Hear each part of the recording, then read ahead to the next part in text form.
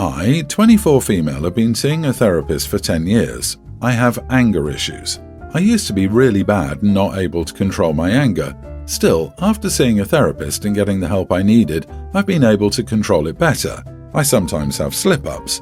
I work as a registered nurse at a hospital in my town for the last 2 years and I love it. I've never had an issue there until now. A few months ago, my regular therapist moved away, so I decided to continue therapy and get a new one. After a little bit, I found one I felt comfortable talking to. After I had an anger episode, I saw my therapist and told her about it. She knew where I worked, as I told her, and little did I know she was friends with one of the managers. She told the manager about my therapy and my anger issues. The manager twisted the story around and spoke to the board. She declared me unsafe to be around the hospital residents and got me fired. I've been looking into getting a lawyer to sue my therapist for breaking protocol and causing me to lose my job. But my friends think I should drop it, but now I'm jobless with no income or money, so I feel like I can't drop it. Am I the idiot for suing my therapist after she got me fired? Not the idiot. You need a lawyer that can handle 2 different cases. The first is HIPAA violation for the therapist, having diarrhea of the mouth. The second is for your place of employment for wrongful termination. Do it now while it's still fresh in everyone's head. I disagree. I think one of 2 things happened here. Your therapist broke the law by disclosing things you shared without a valid reason, in which case you would be right to sue. Or your therapist obeyed the law by breaking typical protocol and sharing things because they were concerned for yours or others' safety, in which case you would be wrong if you sue. It basically hinges on whether the therapist can make a case that they had a good faith reason to be concerned, or you can make one that they didn't. In either case, you're an adult now. You have to stop blowing up at people. You're at least a little bit the idiot for doing that. Did you just tell someone who's seeking help for anger issues that they are an adult now and so should stop having issues? What? Is that how you think this works? Going to a therapist for those issues was the adult thing to do. I'm so sorry, OP, this situation sucks. That is a massive, massive breach of your confidentiality. In fact, your therapist should be the one unemployed and out on their butt because that is the height of unprofessionalism. First off, don't worry about suing her. You need a lawyer to confirm that you have a winnable case, but if you do, she likely carries practice insurance. This isn't you suing a therapist, really. You're actually suing a giant insurance company. Their feelings shouldn't be important to you. Given your work with vulnerable populations, did the therapist have a duty to report? If so, then did she follow the right reporting protocol? Have you looked at whether you have a claim that can be made under your employer's duty to accommodate a disability, your mental health condition? In my jurisdiction, there would be an onus before firing you. The hospital may be able to give you less patient-facing work to accommodate your disability. Why do you think your boss found out from the therapist, not someone else? Do you have evidence your therapist told the manager, or are you just assuming there's no other way they could have found out?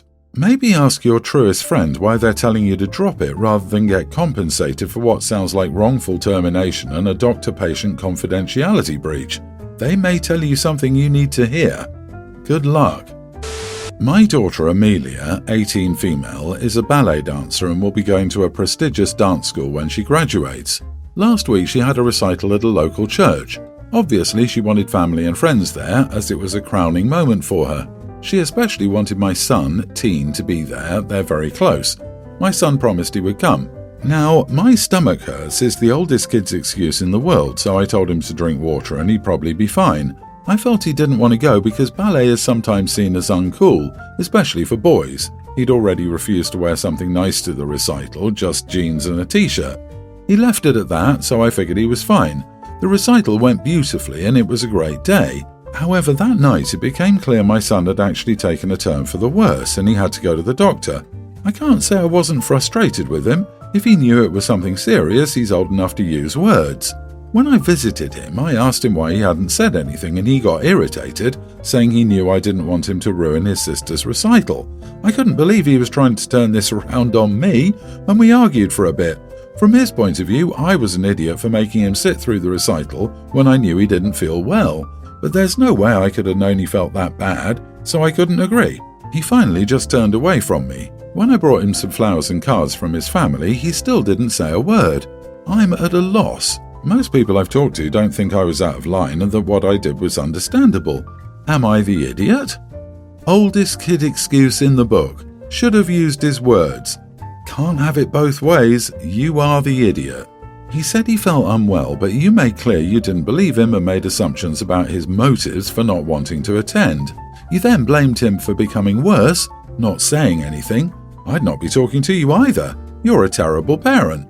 Opie's making everything about her and the daughter. Who wants someone to be there for them if they're forced? I'm sure the son could have cared less, but Mom, he's faking. It's her crowning moment. Besides, she's obviously the golden child. It's ballet, at a church.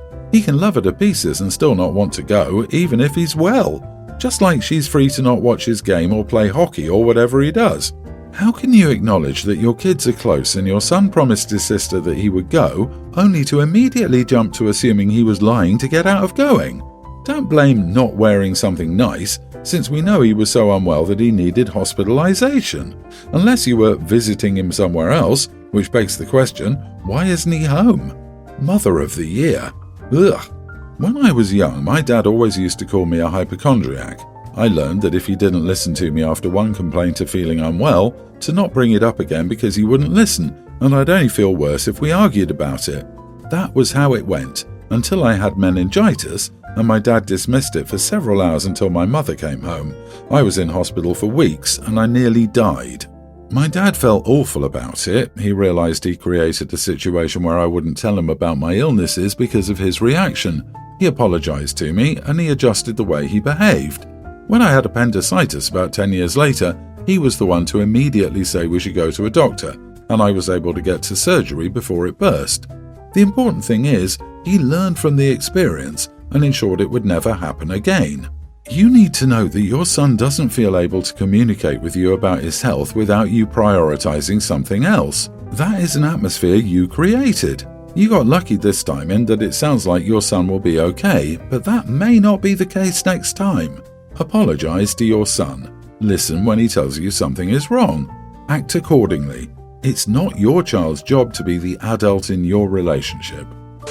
I, 30 female, and my husband, 29, have been married for just over 2 years, and I can honestly say it's been the happiest time of my life. We don't really have any problems, and we generally get along with each other's families.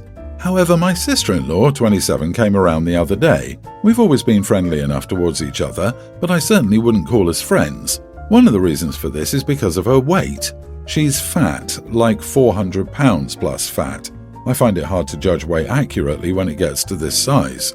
I'm quite disapproving of her weight, but I've never brought it up to her because, frankly, it's none of my business. Whenever she's around, I always make something healthy and don't allow a second plate, so I'm not playing a part in her getting so big. When we were all sitting down to eat, my sister-in-law asked for a second chair because it would make her more comfortable. I told her that one chair was plenty and she didn't need a second one because I hoped that by not pandering to her fatness it could encourage her to lose weight.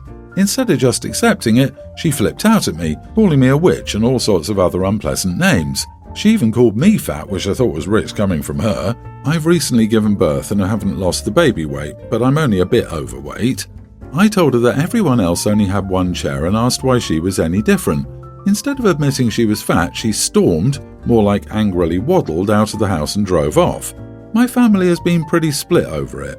My husband thinks I was in the wrong, but both of his parents thought I was correct to do it. Am I the idiot? You are the idiot. We get it. You hate fat people. You weren't trying to be fair, you were trying to shame her. I have news for you. She knows she's fat and faces this crap and stuff like it every day.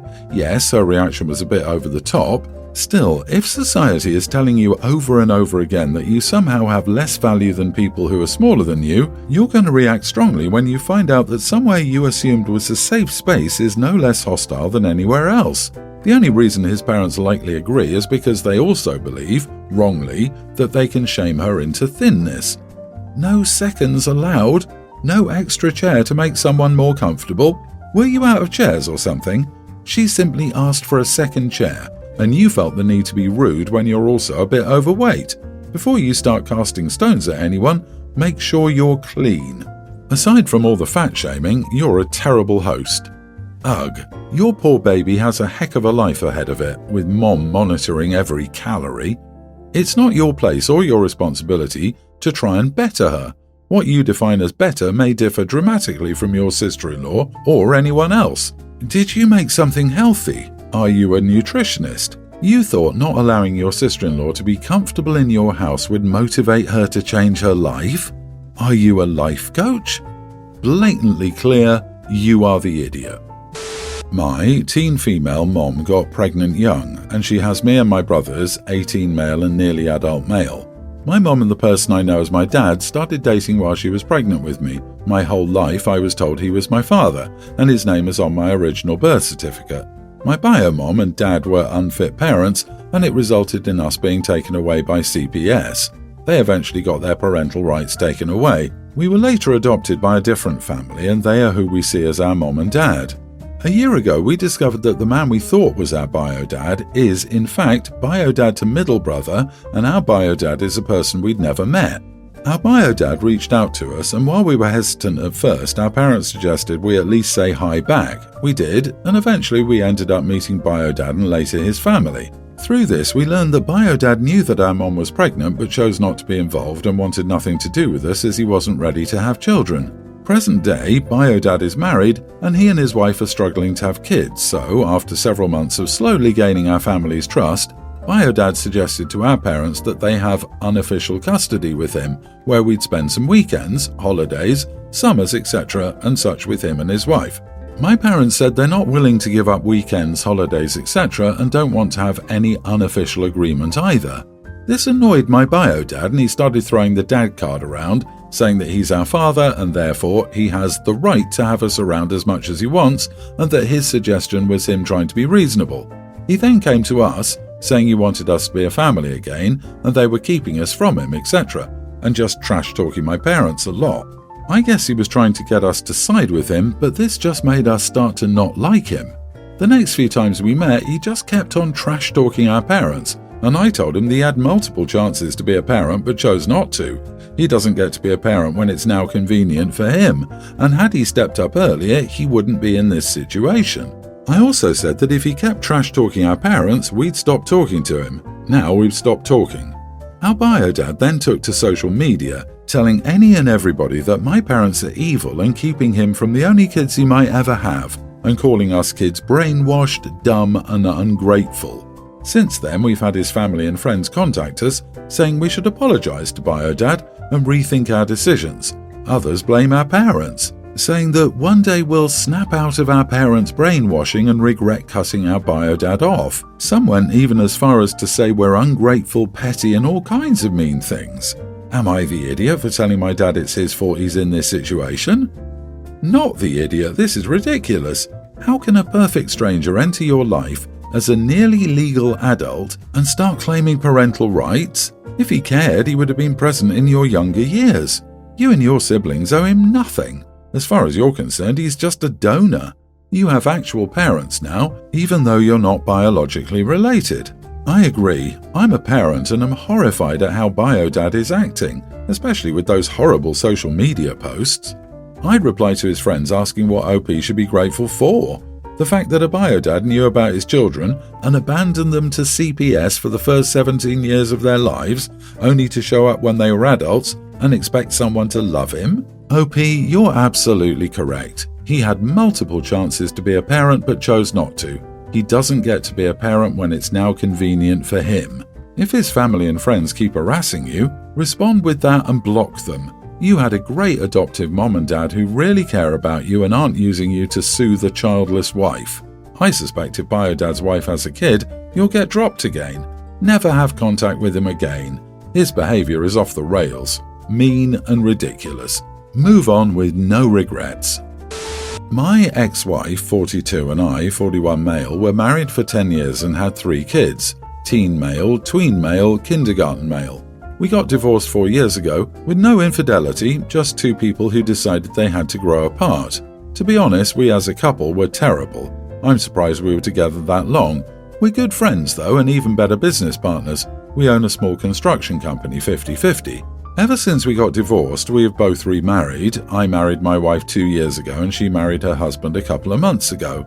My wife has tried to play a parent role with my kids. She's tried to discipline them, ground them, etc. I've stopped explaining she isn't a parent and the only ones who can decide those things about our kids are Elizabeth, my ex, and I, and she's stopped. Last week, Lizzie dropped my kids off and let me know that Alex, teen male, was grounded and couldn't have his phone, so she told him to go to his room, to which Alex replied, "I'm not in your house, you know, so I don't have to listen to you." Thus, I said, "Go to your room, not because I say it, but because your mom said so. This might not be her house, but her word is as valid as mine." Alex went to his room and Lizzie left. 2 hours later, my wife told me I humiliated her because while I diminished her authority by not letting her play a more important role in my kids' lives, I encouraged my ex-wife to act like she was more important.